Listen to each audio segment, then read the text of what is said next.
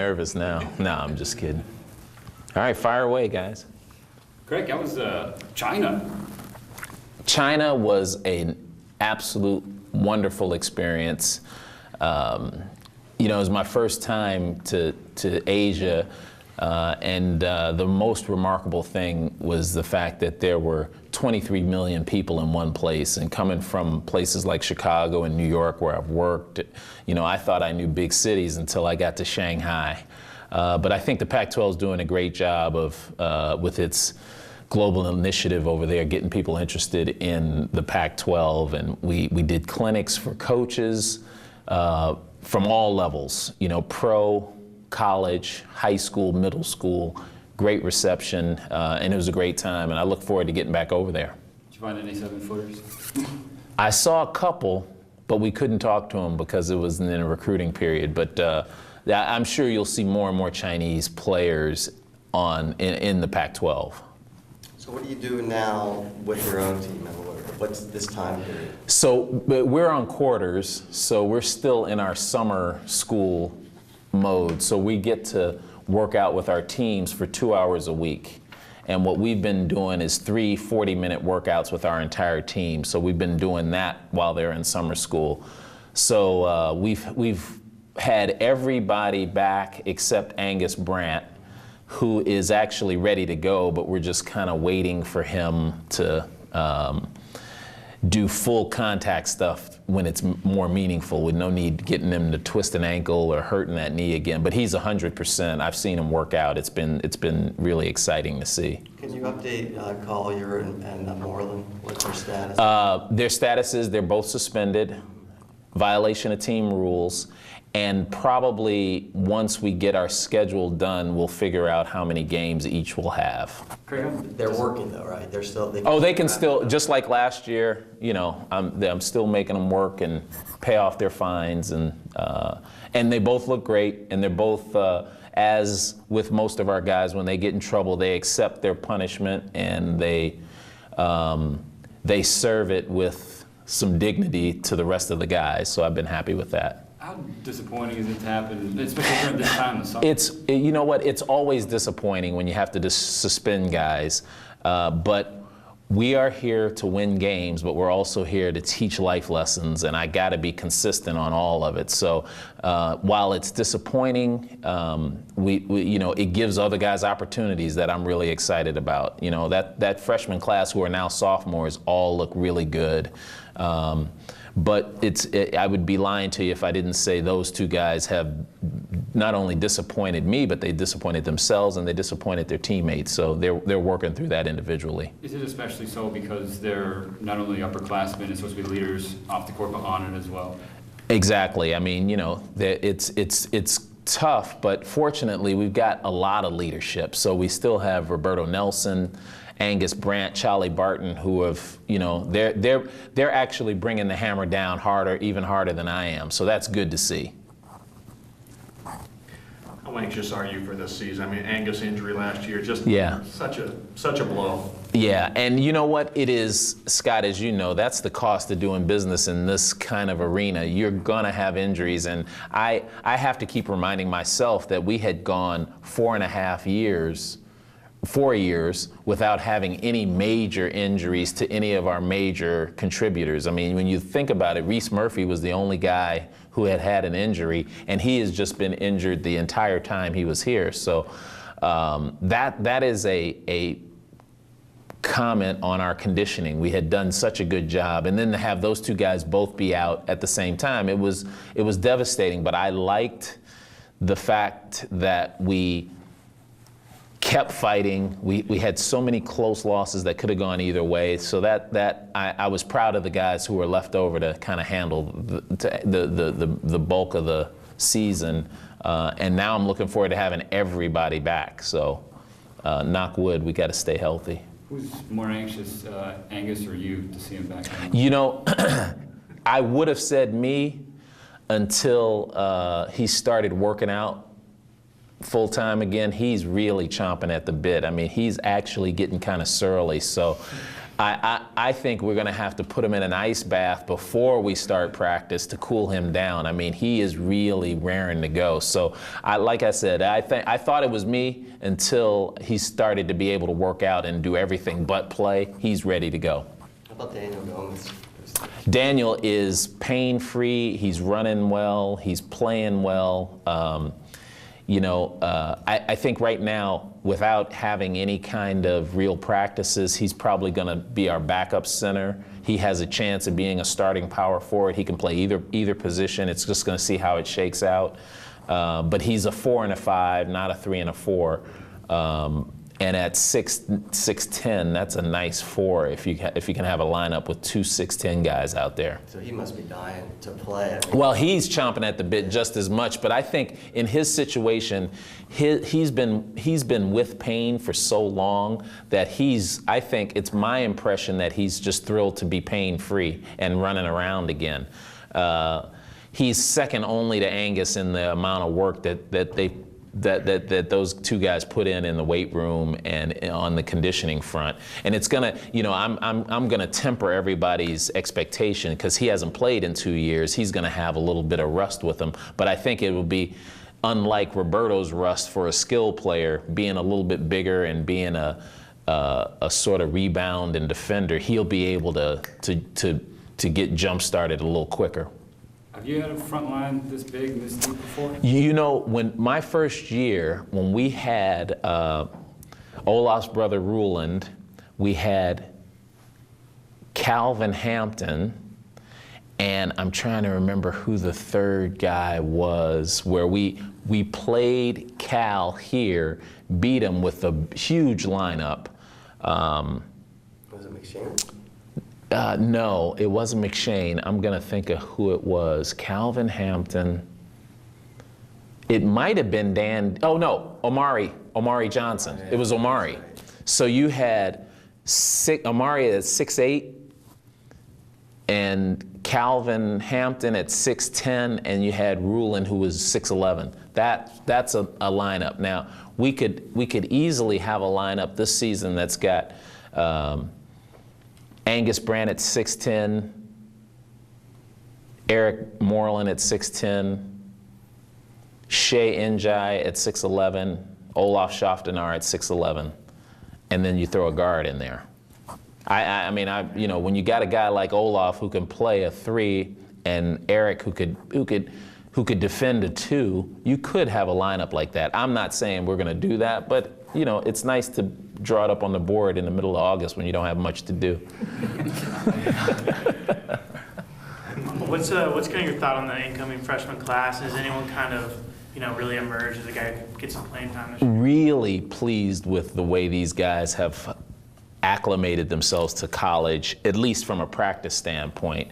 What we've done is we brought in 3 guys who, while physically they aren't quite ready, mentally, emotionally, and from a basketball IQ standpoint, these are going to be good college players. Shea Njai is, like I mentioned to you, he's 6'11", almost 7 feet tall. He's probably going to have the biggest sort of upward growth potential. But, at 6'11" and not particularly small, you could put him in there for 5 or 10 minutes just to make use of him from a defensive standpoint. The other 2 guys, Hallis Cook, who's 6'3", and a half, and Malcolm DeVivier, who's probably about 6'1", both are going to be great secondary ball handlers for Charlie Barton. I mean, both of those guys could play point guard. So that's really exciting because we've always been short at the point guard, and that's just sort of a position where you want to have 2 or 3 guys who you can throw in there in case of injury, in case of foul trouble, or in case of emergency, where they can run your team for you. So I'm really excited about the freshmen. They are stone cold workers. I mean, now that we've got the practice facility, did you guys get to see the practice facility? So we haven't gotten the key card thing right yet, so they can't get in on their own. But I can tell you, I personally have been up here 3 times after 10 p.m. to let them in. And believe me, I don't mind at all. And all 3 times it was the freshman crew. So that's really exciting. Gotta get that key card working. Yeah, Save but you from having to come down. you know what? It's such a nice building. I don't mind coming down it after 10 at night myself. It's just a really beautiful place. You find yourself getting some shots up with them too? Oh yeah, all the time. I mean, I got shots up in Gill. And fortunately, I'm not the best shooter on the team anymore. I know when I first got here 5 years ago, I was the best shooter on the team. We got quite a few guys who can make shots now. How much does it change things now that you don't have to worry about sharing that court with anyone? Let me tell you, the best part about that, Connor, is that we don't have any, right now we would be scrambling to get guys to take the right courses so that we could fit all of our practice, weightlifting and conditioning into a day without having them coming here, showering, going to class, coming back, doing some showering, going to class, and then coming back. So what we're doing is we're telling them sign up for whatever you need, whatever you want through our great academic services people. And then when they're done, we'll say what time practice is going to be. That's the biggest and best thing. The second thing is that it has done wonders for our sort of marketing slash recruiting. I mean, you can't possibly, and you guys have all been there, so you can't possibly walk out of that building without saying, wow. And that is something that a place like Oregon State needs because they're, as you all know, it's a low budget program, and this really kind of jumpstarts us with the rest of the competition in the rest of the conference. So those 2 things, I mean, right there, I'm happy. But it's a great office space. The gym has a nice feel to it. There's a great view. It's just a whole lot of good things about the place. Coach Owen's addition to your staff. What are your thoughts on? We really are pleased to have Freddie Owens join our staff. He was at Montana as an assistant coach, but that wasn't my first encounter with Freddie. When I was an assistant at Northwestern, Freddie was still playing at Wisconsin, and he was tough, knew how to win, wasn't the best player on the team, but knows what it takes to get to the NCAA tournament, both as a player and as a coach. And he's a young, up-and-coming coach that we always had our eye on. We played Montana a couple of times, and I liked the way they played. I liked the way they scouted us, and we were really lucky to get Freddie. In addition to Freddie, we've added a director of player personnel, which is sort of like our operations position, Joe Kennedy, who comes from Northwestern University, who I coached when I was at Northwestern. His dad is Pat Kennedy, who's the former DePaul coach, Florida State coach, great coach. He's now at Pace University. Comes from great stock, but this is my second time trying to hire him. I had to hire him. The first time I tried to hire him, he got hired away by the White House. He worked for my brother-in-law's staff at the White House. So his security clearance is pretty high. Not as high as mine, but it's high. What are you looking forward to in terms of what he brings to your staff? Well, he's going to be a great coach. I mean, let me tell you about Joe Kennedy. When he was a sophomore in college, he took our third team guys, the guys who are the scout team they do all the plays for the other team, and he would run practice as a player himself. That's number one. Number two, he's going to be a great recruiter when he becomes an assistant coach. And number three, he's just, his knowledge of the game, his knowledge of the business is really good for a guy his age. So, you guys will want to keep an eye on him. He is an up-and-coming, and hopefully we'll be able to keep him, but I know he's going to be an assistant coach at some point in time. Coach, pardon me, how do you like, Coach, the change in the logo, the new look? How's that impacted things with the basketball facility? I like sleek, modern. That's what this thing that's what this is to me. This is a nice look. And when you see it out on the football field, you see it on our court now, it just, it's sort of bringing us into the present day and helping push us into the future. So I'm really excited about the rebrand. And as you know, with the guy 18 to 23-year-olds, kids you're recruiting, anything new, they like. That means the practice facility, that means rebranding, new uniforms. They like that kind of stuff, so it helps. Again, it helps with our competition doing a lot of things that we can't do from a purely financial standpoint. What have kind of been your thoughts on Barton's transition and, with Starks being gone, him stepping into that starting role?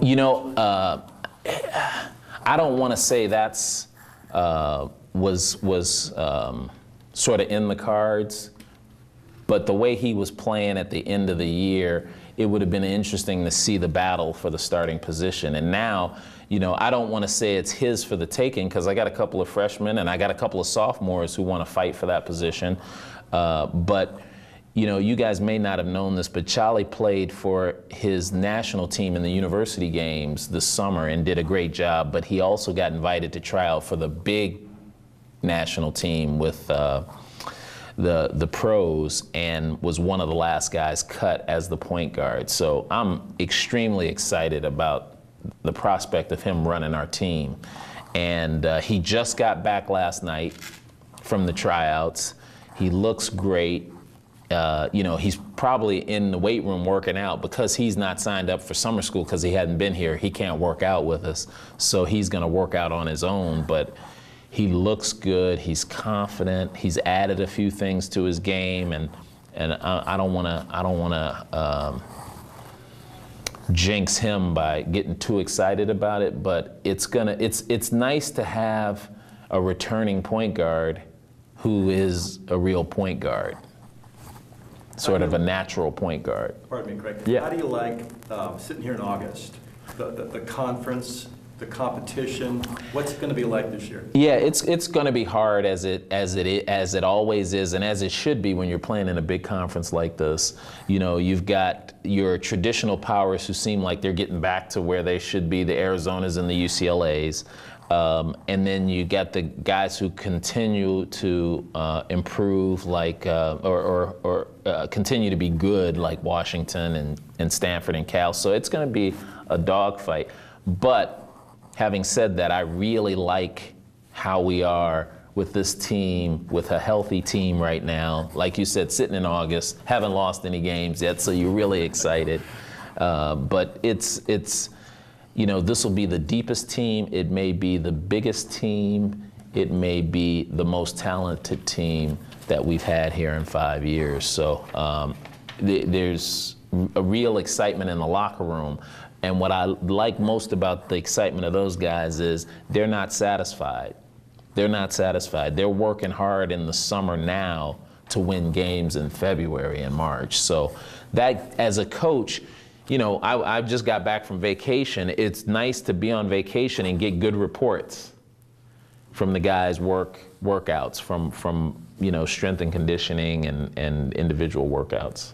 During the dedication, you had Gary here and AC Green was here, and you want other, big-time alums to get back here, maybe the Brent Berries. Yeah. What's the plan there? Well, we just continue to reach out to them and invite them to everything that we can, and in their own time have them come back. I mean, I think the one strategy I think that has worked is that having these guys come back under their own circumstances is really the way to go. I mean, we did not try and beat up Gary for anything that happened in the past. We just kept inviting him, and he kept coming. And now he's a loud alum of Oregon State basketball, and it's been great. I mean, he tries to meet us wherever we go when he can, whether it's Vegas, whether it's the Bay Area, whether it's LA, and it's just been great because he and AC, no offense to the older guys, it just happens to all of us as we get older. I mean, we become prehistoric, I mean, the young Princeton guys are remembered more than old guys like me. The same thing here at Oregon State, but he and AC are those names that people, the younger folks, remember. You know, our older fans remember the Steve Johnsons and the Ray Blooms and the Mark Raffords and the Charlie Sittons, who we all remember and love having around too. But it's nice having all of those guys come back. And, you know, hopefully Brent will be back more. I mean, he was at the Pac-12 tournament along with Corey Benjamin. I mean, it's nice to see when you look around and you're playing Arizona and you got more pros in the stands than they do. Who do you think's better on TV, you or Gary? Oh, Gary, I haven't seen, have you heard he's got a new show on Fox? I haven't seen it yet. But he's way better than I am on TV. He's naturally funny. I mean, I enjoy being around him because he's very entertaining, and I don't mean in a clownish way. He is funny. He has got a great sense of humor. He's got great timing, and he's got a lot of stories.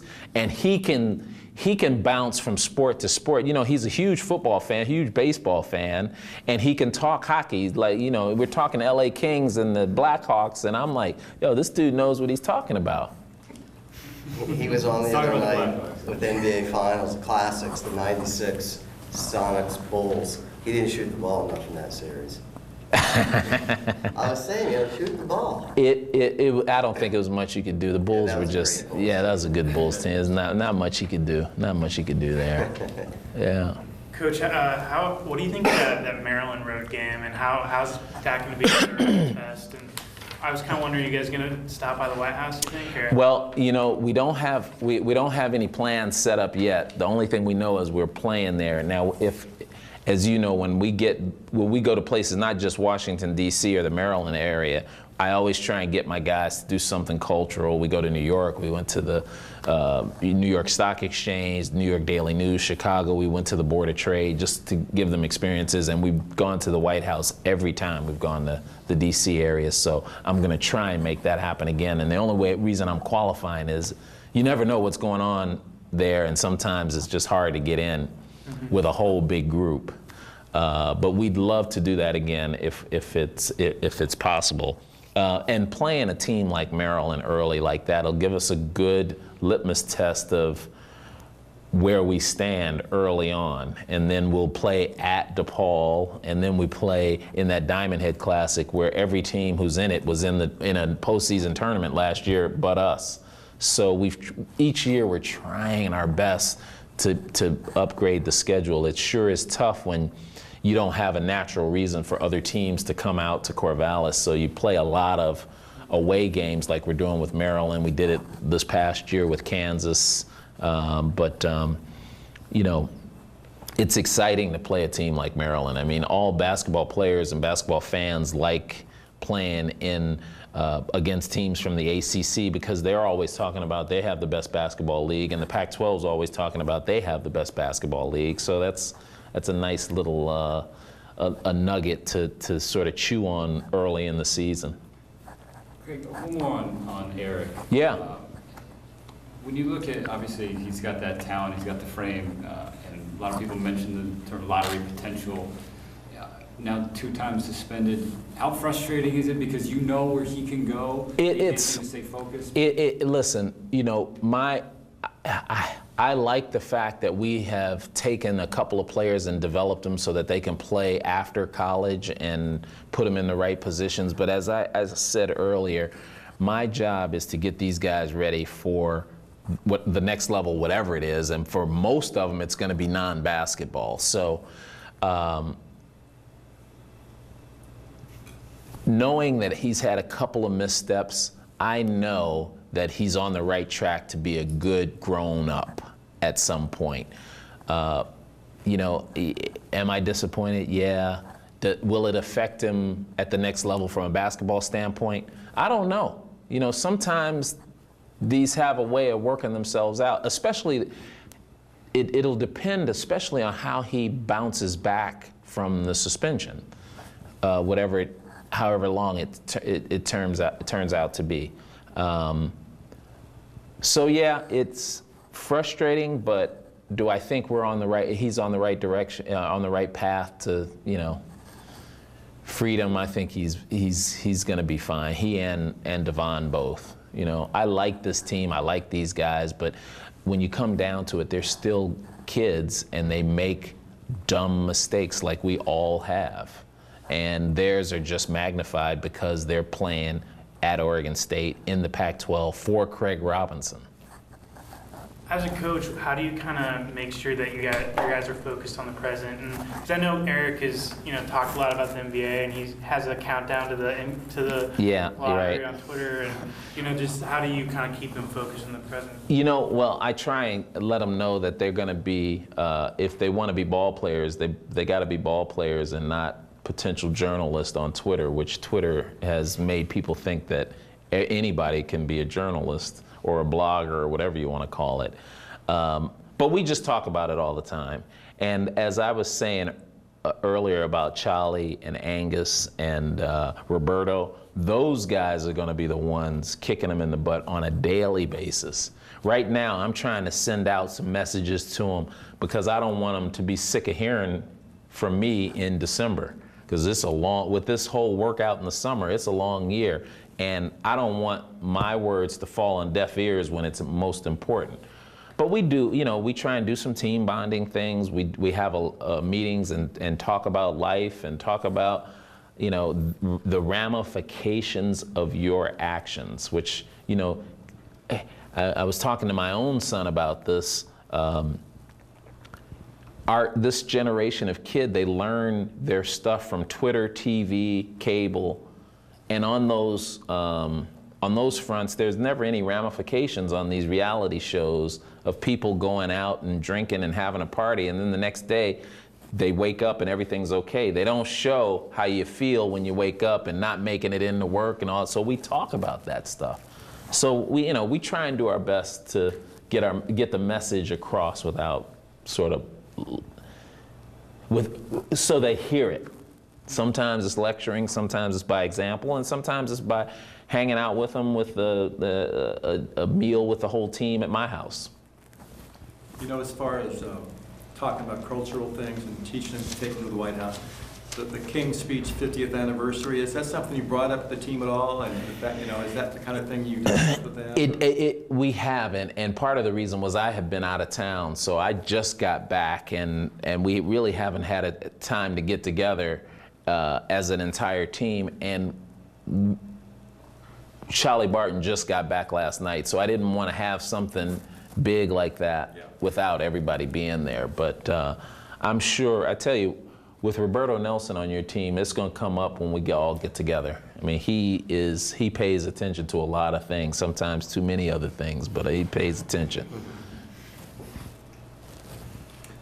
Great, thank you. Is that it? You guys are the best.